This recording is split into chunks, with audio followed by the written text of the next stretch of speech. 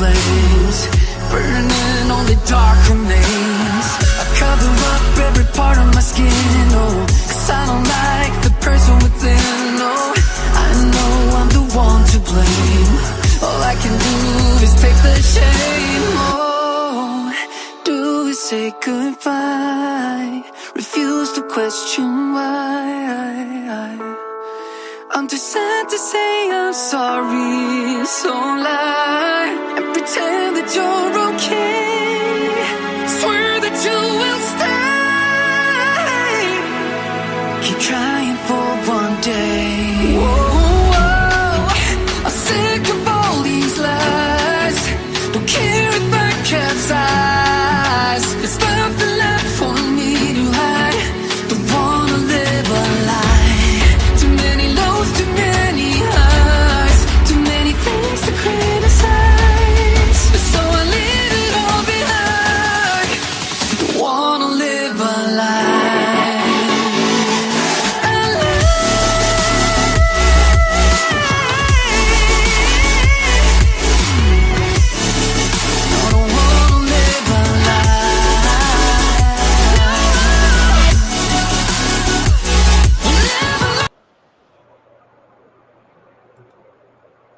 Okay. Hello, everybody. My name is 12 Gauge. Welcome to my channel, 12 Gauge Investigative. You know, as you can see the house in the backdrop, this is a crime scene. This is going to show you where this crime took place 14 years later as I walk through the crime scene and I give you a play-by-play of how this crime went down.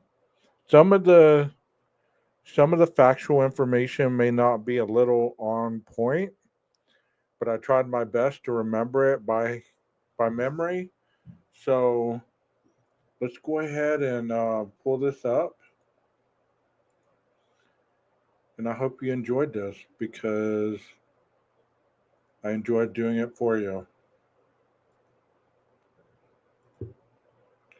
And then after we finish this, I'll I'll play a little bit of the factual stuff, and then you can get a real understanding because this technically is still a cold case. And here we go. Hi, my name's 12 Gauge, and I'm live here in Colorado City reporting to you on the case of Hailie Dunn, a 13-year-old cheerleader who went missing December 27, 2010. This is her residence location that has since been torn down. As you can see, there's not much left to it, but at one time, this was a 3-bedroom home that was cohabitated with her mother, Sean Atkins, and her brother David. According to the stories that I've read and researched, Hailie was here with Sean Atkins on the morning that she disappeared. She was supposedly playing back there in the back by those trees, and she was on her phone. And later on, whenever she came back, her father lived across the street over here in these apartments. And her father could see her from his doorstep. At that point, nobody heard from Hailie, and her brother came in to the home and found Sean Atkins was in the home. He had to beat on the door. Nobody answered, so David crawled into a window and he confronted Sean in the hallway with a deer in the headlights look. As you can see, there's nothing much left here, just a lot of debris and a lot of what might have been, what could have been. The house was torn down, I believe, in 2013. And this is just the remnants of a life gone terribly bad. You know, people used to come and search for Hailie, put ribbons up. They had all kinds of signs. And there was even a group which called themselves Hailie's Angels. So where I'm standing right here, this is where the house used to stand. So right here would have been approximately where Hailie's room would have been, right here, facing the front of the house. And as you can tell, right over there, that's where her father, Clint, used to be able to watch and see his daughter coming and going. That day, supposedly she was going to visit him, and she never made it. Like I said, this town is about 2,000 people. And this area is mostly comprised of farmers and other things that help the economy. This was once the garage area, the driveway.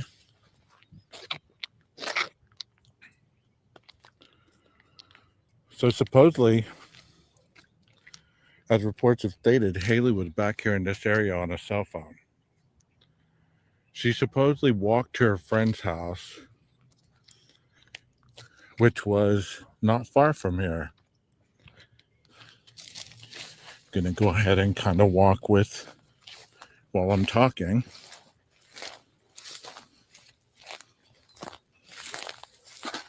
I'm not quite certain where the friend's house is, but gonna kind of take you on a visual of where she would have walked as she walked that direction.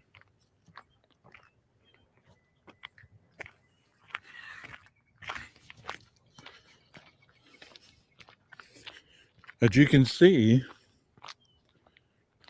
this is the back of her house. There's the water tower. And when they did the searches, her dad was quoted as saying he walked around looking in dumpsters, checking old abandoned buildings, and just trying to find his daughter.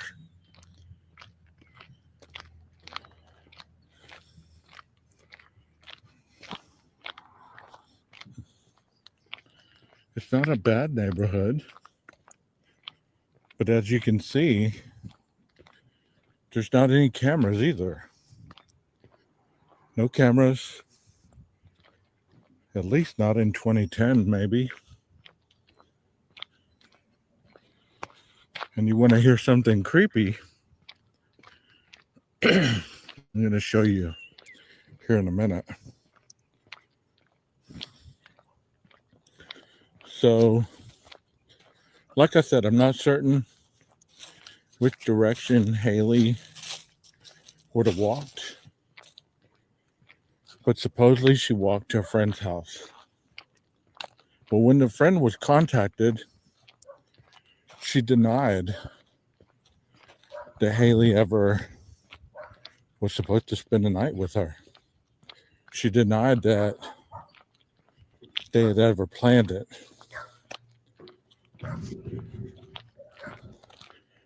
I will discuss more about the case after I show you this live footage, because I don't have it memorized and it's been a while since I've done the case.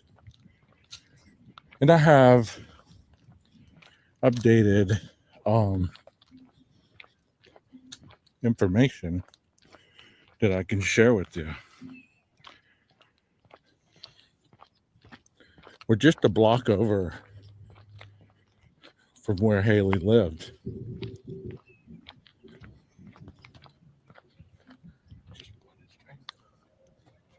We're just a block over from where Hailie lived, and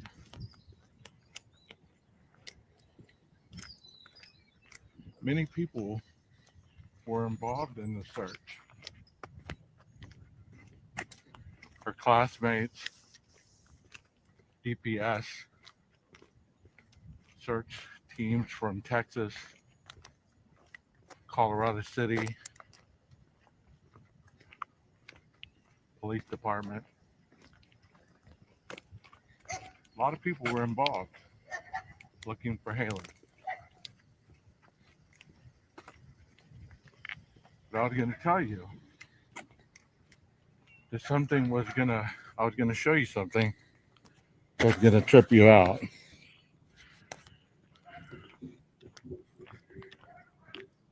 Back in 1998 or 96, 97, I lived at this home right here.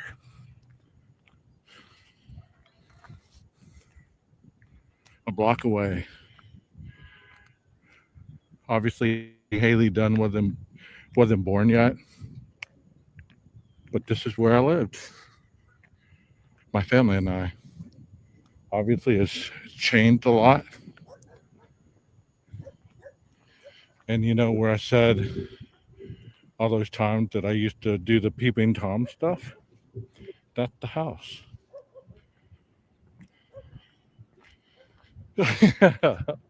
Can't believe I just admitted that, but I've talked about it many times. So there's the house. And I'll take you around this house. I used to walk across from my house over there, come to this window where that AC is. There used to be a swamp cooler, and peep right there in that window. And then I got brazen, and I shared this story with you guys one time. I was standing on some stuff in the back, right there by that door, the bathroom. And I almost got caught because I fell down. I ran down this alley.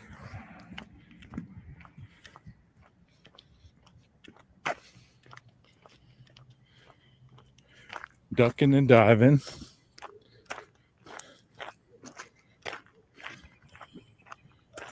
I was 13 years old at the time. There's the house. It changed a lot, but not a lot.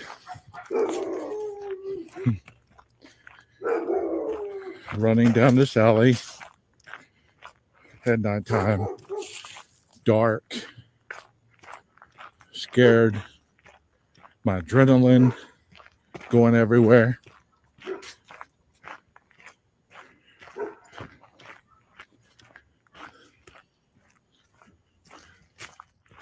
Just looking out for the police, because I knew for certain the police had been called.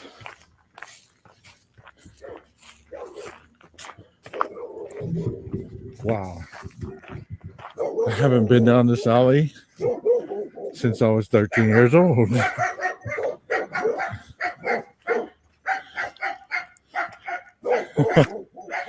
And if my memory recalls, it was probably the same type of dogs barking. I hightailed it toward my home, which was a block over.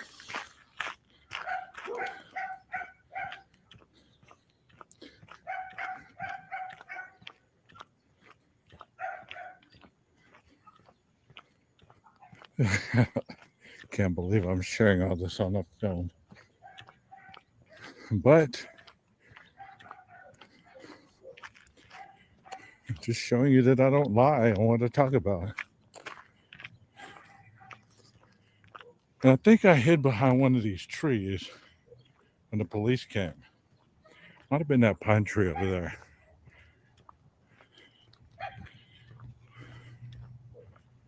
I crawled under it, waited for the police to leave.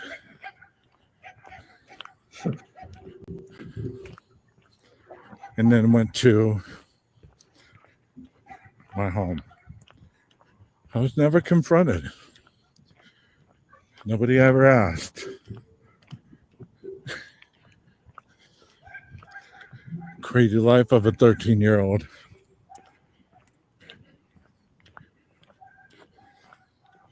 But as you can tell, not that far away.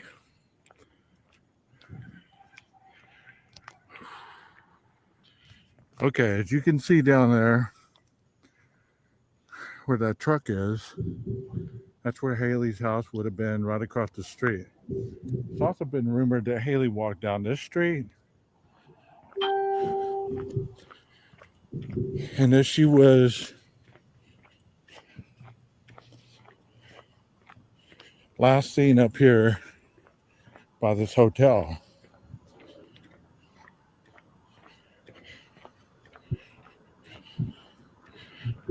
I mean, in 2010, there was a lot of theories about what happened to her. A lot of conspiracy theories. A lot of things that people were making up on what happened to Hailie Dunn. As you can tell, not a lot of these homes either may have not had high-end security, and there's definitely not any cameras in these poles.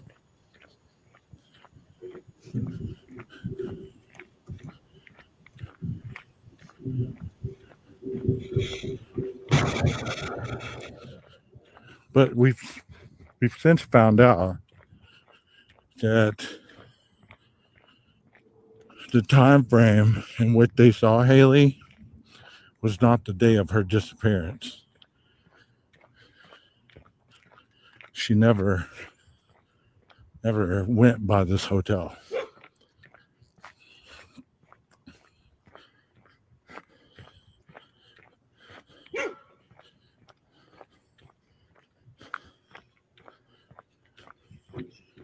I can possibly tell you, we've been in town probably 15 minutes. I've seen the same two cars at least twice. People are wondering who we are.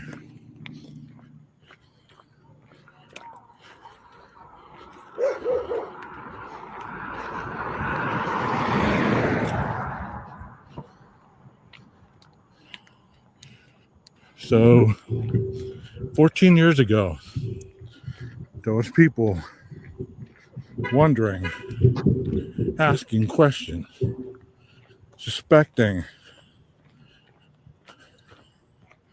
that this was the last location of Hailie Dunn.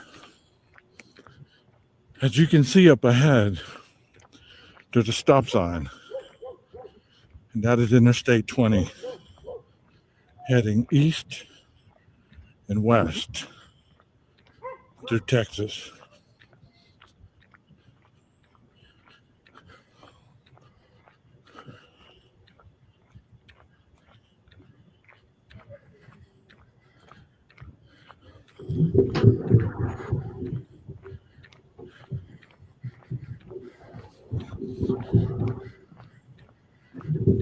There are two hotels, actually.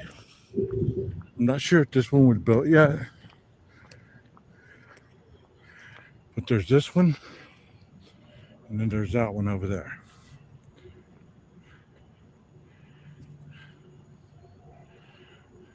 Nonetheless, speculation stated that she was last seen at one of those two. Okay, we're heading on to Snyder, Texas, the route that Sean Atkins took the morning that he drove to Snyder to supposedly quit his job and drove home. At this point, Billie Jean Dunn, the mother of Hailie Dunn, reported that she had gone to work in Snyder at a nursing home where she worked, and Sean worked in Snyder, and he supposedly took this route to work. What's interesting about this route is the Texas Rangers documented that they got his pings on this route. He did drive to Snyder, walked into his job, bought a Dr. Pepper, and then walked out. There was theories that he supposedly talked to his boss about quitting, and that proved to be false. So at this point, Hailie was supposedly in her bed. This was the morning of the 27th. She was supposedly in her bed, and nobody was at home with her. Her brother David had spent the night at another person's house. So Sean drove to Snyder, drank the Dr. Pepper, clocked out, and drove back to Colorado City, where his phone pinged later on that morning.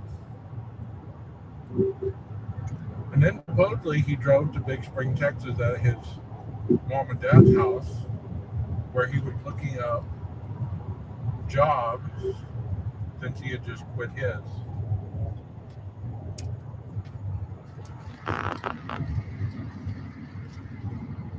All during this point, the Texas Rangers were able to document piece by piece of where his phone was pinging. There's been a lot of theories that when Sean went back home, that's when he supposedly killed Hailie. Before then, there were theories that she was driven to Snyder and handed off to a drug dealer to work off the debt that Billie Jean Dunn and Sean Atkins had. The night before, they had been in Snyder, took out $140 from an ATM machine, and bought some methamphetamines. So all this coincides as a bunch of individuals that were living a drug lifestyle. I will discuss this further in the video that I'm going to show you after this play-by-play live that I'm doing at the moment. So this is the route that was supposedly taken on the morning where Hailie was still at home. And supposedly when Sean came back home, he observed Hailie not in her room, but she had already awoken and was out in the backyard on the phone. And she had told him that she was going to go see a friend and possibly spend the night. And that's when, after all that driving around, he came from Big Spring back to Colorado City. And that's when David came home, was beating on the door. He couldn't get Sean to open the door because it was locked. He crawled through a window, and Sean saw Sean meet him in the hallway with a deer in the headlight look, quoting David. Billie Jean Dunn came home that night, and Sean told her about the story of Hailie going to her young friend's house to spend the night. There was no confirmation made by the mother reaching out to Hailie, confirming the story, supposedly. The next morning, she went to work, and it wasn't until that evening that she got scared because she asked where her daughter was, and nobody knew. She went by the little girl's house, And she told her that Hailie had never been there. And that's when she reported her daughter missing. All right, we're continuing the road to Snyder, J.B. Thomas Lake. I don't know if I said O.C. Fisher earlier, but I'm drinking some of this 7 Brew coffee and it gets you going. Also, I wanted to mention that the night before her disappearance, Hailie was up late playing video games, as evidenced by her brother stating the fact. At that point, the brother left and never saw Hailie again. So there's a lot of hit and misses there where people either didn't see her or saw her for the last time and never saw her again. Sean Atkins was the one who saw her the most after that night. So if we're using Occam's razor, that would identify the clearest and closest potential perpetrator, which would be the ex-boyfriend. I say ex because they're no longer together. The mother has since moved to Austin, Texas, and Sean Atkins still remains in the Howard County area. Due to his recent arrest, he was arrested for this murder, spent 1.5 years in jail, and right before the trial, they dismissed the case based on either lack of evidence or some kind of technicality. So, as I've always stated in these other cases, the judge or the prosecutor are able to dismiss the case at any time. So all these individuals that state that there's no way that this is going to trial in other cases, and some semblance of that, if there was truly any evidence that would dismiss charges on the individual, or if they were potentially innocent, the prosecutor or the judge could dismiss the case at any time. And that's what happened in this case. He has since not been charged again, but I believe that since they let him go, if there's any further evidence, they could rearrest him and retry him. Since there was not a trial, it would not be double jeopardy. So we're just heading toward the lake right now. We're on March 16th, 2016. Hailie's remains. 2013, I'm sorry. Hailie's remains were found by JB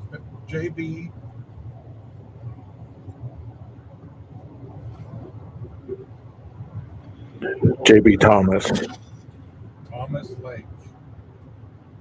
Sorry for that. Like I said, I'm having a coffee moment, bro. I can't help it. And I have people tailgating me right now, so I'm doing the best I can. I have my awesome cameraman with me, and he is supplying his camera footage right now as I speak. I hope I'm speaking loud enough that you guys can hear me. My camera that I was going to use, for some reason, failed to work. So it is what it is. I had to use my phone. But like I'm saying, I'm heading toward J.B. Thomas Lake, and we will be there shortly, and I will show you the lake area. I can't really show you where the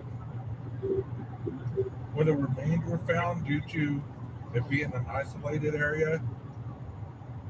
An individual was hunting for arrowheads when he stumbled upon what resembled human remains. And that's when Texas Rangers, DPS, Scurry County police officials were called, and these remains were later identified as Hailie Dunn, 13, Colorado City, Texas. Okay, we're on the road heading to J.B. Thomas, and as you can tell, it's very desolate. Can you imagine it being 5:30 in the morning if that's when he indeed brought Hailie's body out here, or he later brought her out here. It's quite secluded. There's not a lot of people out here. As you can tell, it's very isolated. And there's not a lot of cars. There's a lot of oil field land, ranchers, and just people that are retired that live out here in the country, away from the hustle and bustle of the city. Okay, we've arrived at Lake J.B. Thomas. And as you can tell, this is the lake. And as I was telling you, this individual was out here looking for arrowheads, and he stumbled across the remains of Hailie Dunn.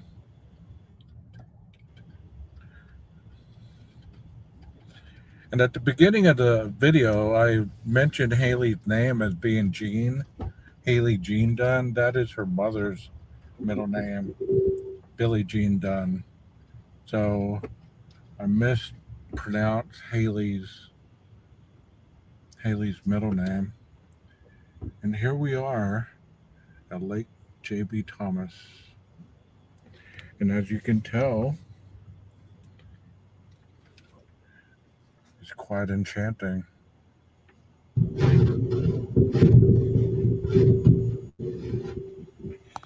I'll get out and we can give you some other views. Park right here. I really don't want my truck to go in the water. As you can tell, the terrain here in Texas is quite hilly.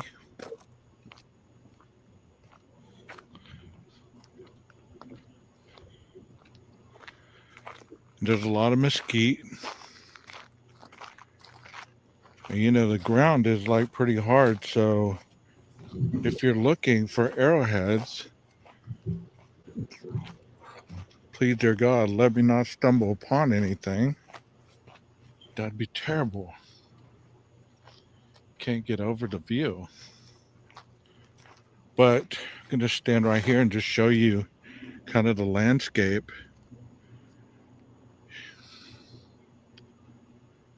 Rest in peace, Hailie Dunn. 14 years later,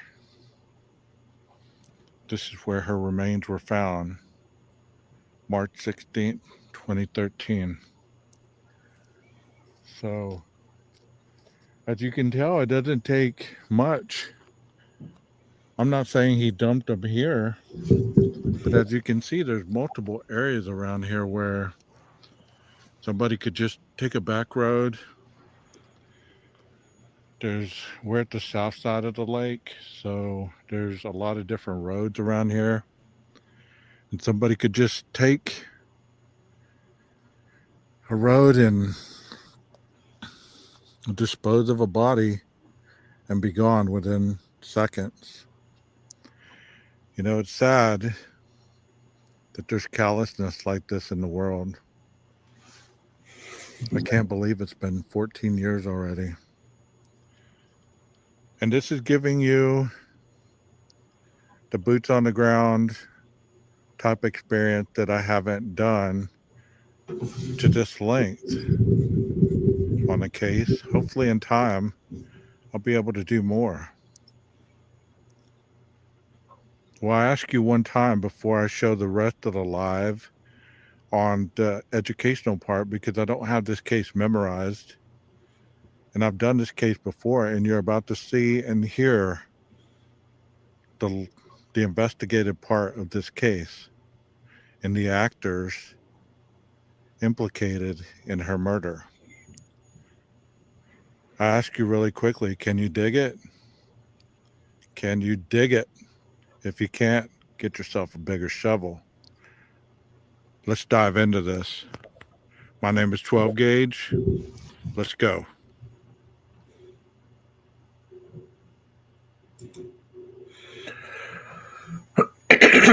All right. Excuse me. Man, sitting there and getting all throat itchy and everything. I don't know what's going on. So what do y'all think about that? Was that pretty telling? Did you get a lot from that?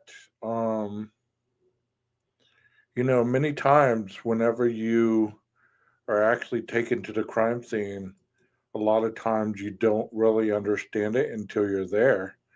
And then at that point, it's so interesting because you understand that there's been something traumatic happen at that place.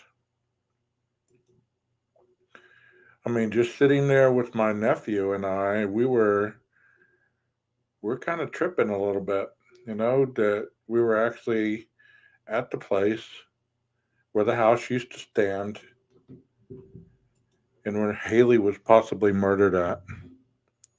I'm going to show you the other portion of it where you get an understanding of the case if you didn't get the gist of it by my interpretation.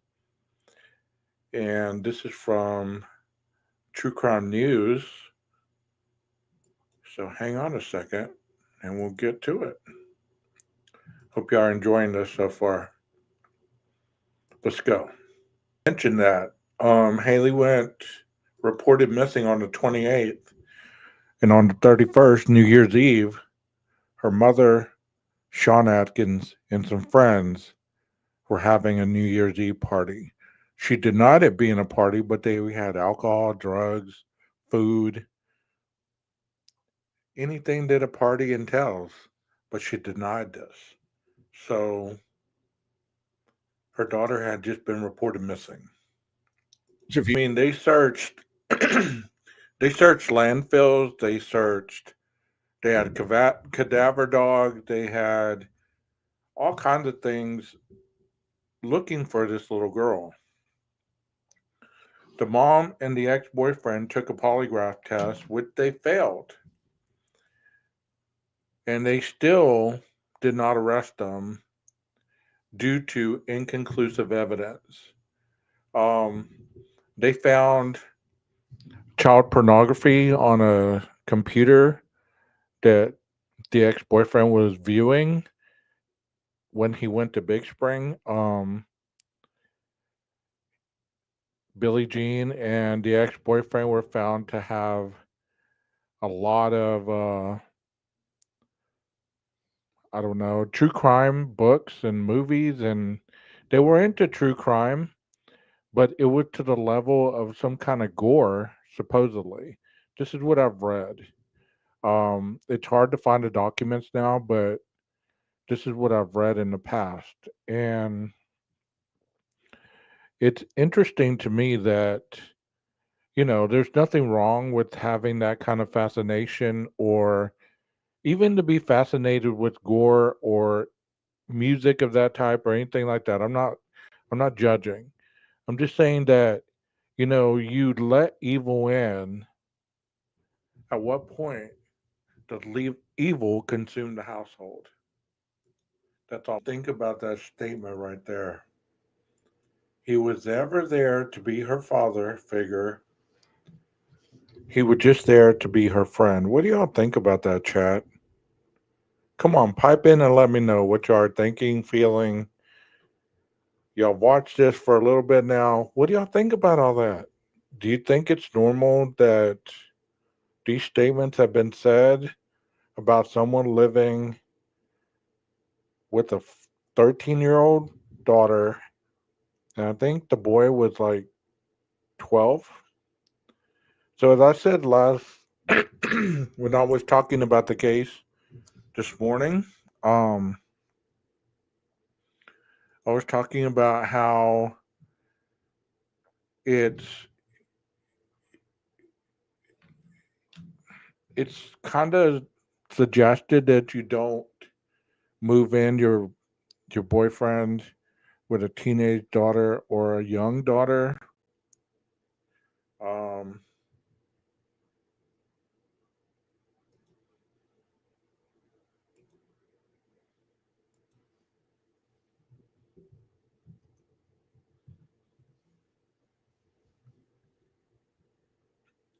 so I don't know if it just booted me or what, but if it did, then I'm just going to turn it off.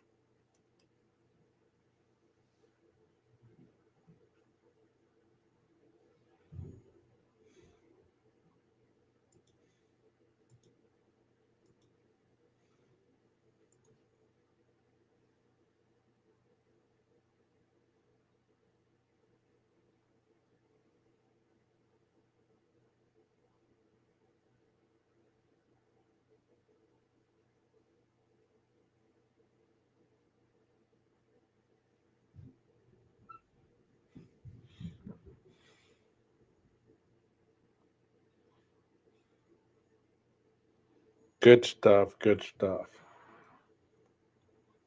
I guess I'll just sit here and wait until you guys can see me. Let me know when that happens. Until then, I'll sit here and play some music.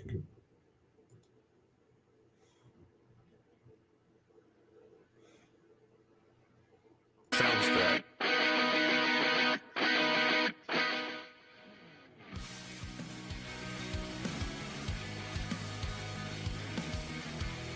Okay, y'all can see and hear me? Good deal. Of course, YouTube wants to do what they got to do. You know, like I said,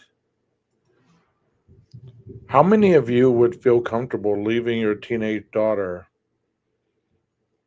with your boyfriend who you have domestic violence issues with, who was constantly calling the police on you as well, was threatening to kill you, even if it wasn't real?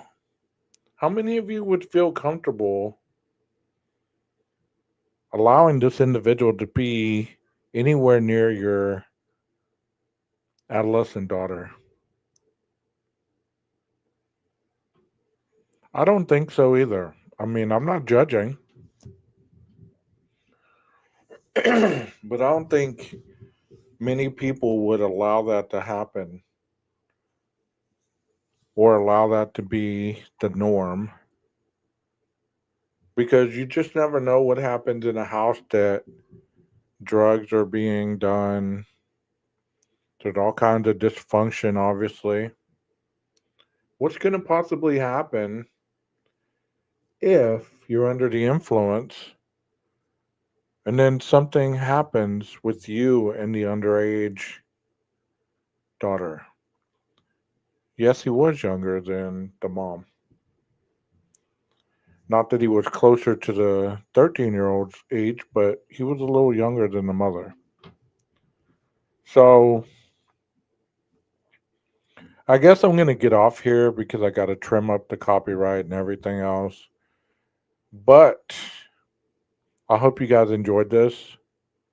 The walkthrough was more what I wanted to show you guys than anything. So, can you dig it? Can you dig it? If you can't dig it, get yourself a bigger shovel. Maestro, cue that music.